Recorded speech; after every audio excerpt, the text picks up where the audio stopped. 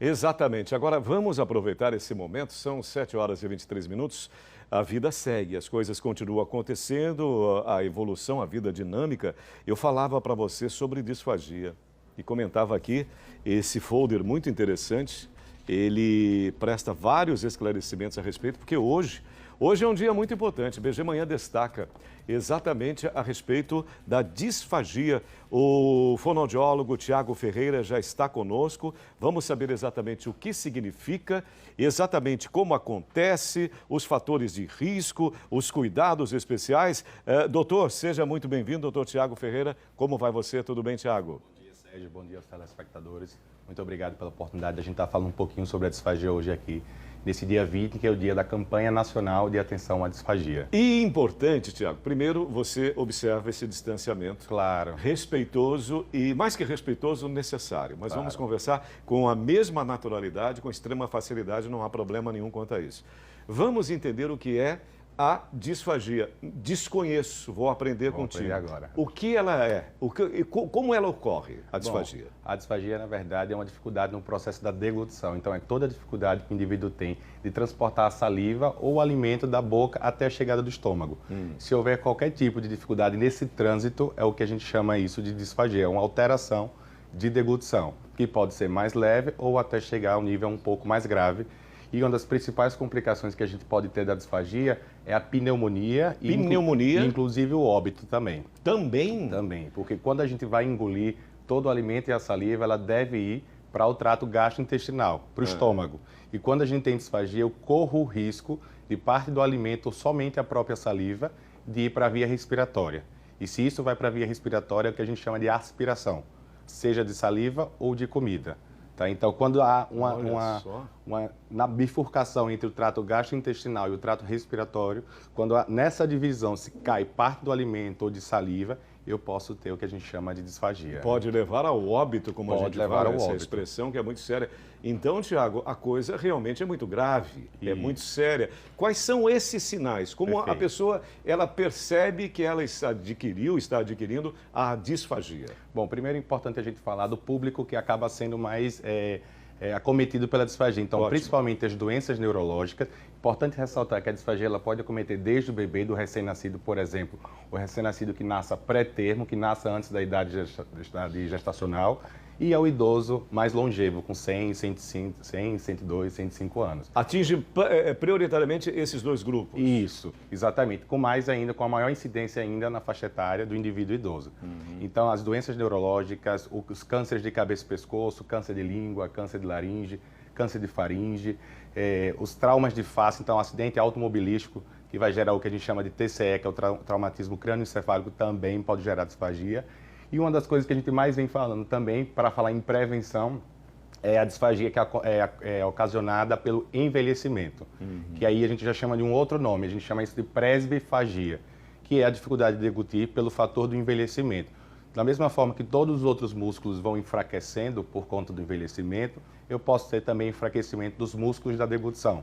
E aí eu posso começar a ter pequenas dificuldades, comer alguma coisa e tossir um pouquinho, perder uma parte do alimento pela cavidade oral. Então, eu posso ter coisas menores e que vai gerar o que a gente chama de alteração fisiológica da deglutição. É algo que é mais ou menos esperado para a faixa etária acima de 60 anos, que é o que a gente considera idoso aqui no Brasil. Ô, Tiago, exatamente essa é a importância da nossa conversa, desse esclarecimento popular. O que acontece exatamente de errado quando eu engasgo? Joia, essa é uma pergunta extremamente importante. Quando a gente engasga é porque a gente tem um reflexo de defesa. Então, os indivíduos que engasgam, que tossem, para a gente é extremamente importante e positivo, porque ele consegue se defender de alguma coisa que está entrando na sua via respiratória.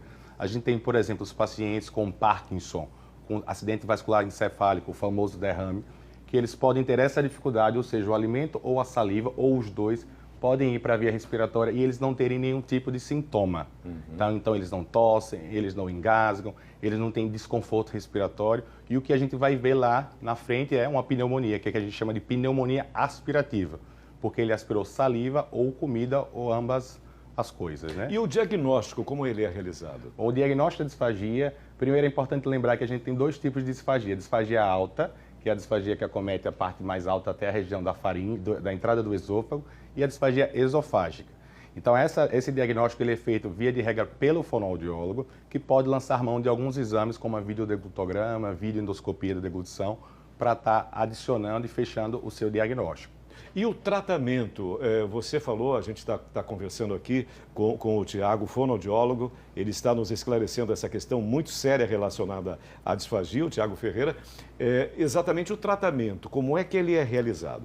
Bom, o tratamento da disfagia, via de regra, também é multiprofissional. Então, eu preciso, em geral, é um fonoaudiólogo que encabeça esse tipo de tratamento, junto com outros profissionais, como um nutrólogo, nutricionista, fisioterapeuta. São vários profissionais que vão lidar com aquele paciente para que possa ter um melhor desenvolvimento dessa dificuldade, né? Então, a partir do diagnóstico, eu posso precisar do tratamento fonoaudiológico, manobras, técnicas, exercícios para fortalecimento, para reabilitação dessa função. Nos casos, quando a gente tem dificuldade com o manejo da saliva, a gente pode lançar mão de alguns medicamentos que podem diminuir a quantidade de saliva na boca. Quando o indivíduo ele apresenta o quadro, por exemplo, de cialorreia, que é uma grande quantidade de saliva na boca. Uma outra coisa, Sérgio, cialorreia. Eu adoro aprender. Cialorreia. Isso, quando eu tenho muita saliva na boca e ela escorre, a famosa baba. A baba. Então, quando o indivíduo tem uma grande quantidade de saliva, alguns medicamentos também podem ajudar. Em outros casos, a gente pode precisar de cirurgia também, de mudanças comportamentais. E a gente tem também o que a gente chama de disfagia psicogênica,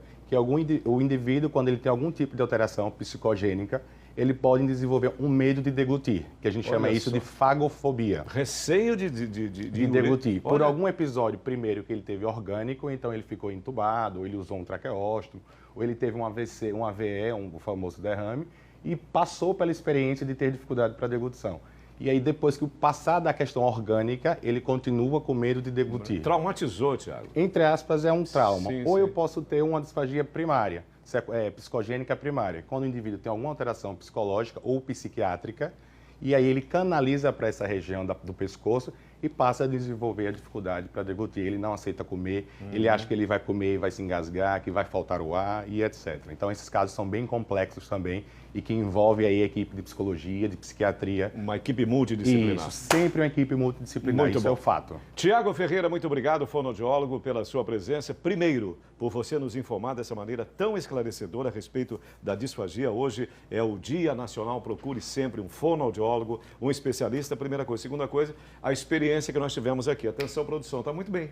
Eu estou me sentindo muito confortável contigo aí, nessa disposição. Respeitando as regras atuais, né? Exatamente. E você também se sentiu confortável? Perfeito, tranquilo. Então estamos aprovados. Estamos aí. Obrigado, Tiago. Muito obrigado pela sua essa presença. oportunidade. Um bom dia para todos. Ótimo dia para você. Muito obrigado. A gente vai sempre aprendendo, a gente vai sempre se aprimorando.